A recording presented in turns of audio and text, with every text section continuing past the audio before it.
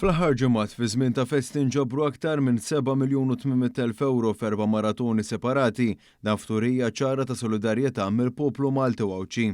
L-akbar turija ta' din kienet il-Lagħda tal-Milied f'edizzjoni oħra tal-Istrina b'risq il-Fondazzjoni Malta Community Chest Fund f'maratona ta' 12 siegħa nġabru aktar minn 5,200,000 euro. Bl-edizzjoni li saret f'dan iż-żmien ta' festi kienet l-ewwel waħda tal-President Miriam Spiteri de Bono.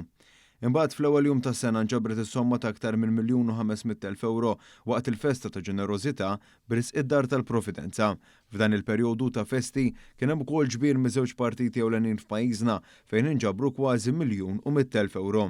Bl-akbar ġabra saret mill-Partit Laburista fejn f'maratona fiċ-Ċentru Nazzjonali Laburista fil-Ħamrun fil-15 ta' Diċembru li għadda inġabret is-somma sabiħa ta' aktar minn 755,000 euro. Dan fil-waqt li l-Partit Nazzjonalista fit-8 ta' Diċembru li għadda ġabar aktar minn 336,000 euro. Meta wieħed qabel dak l-inġabar fi żmien ta' festi, is-sena l-oħra ma' dawn tal-aħħar jiem kien hemm żieda ta' kważi 340,000 euro.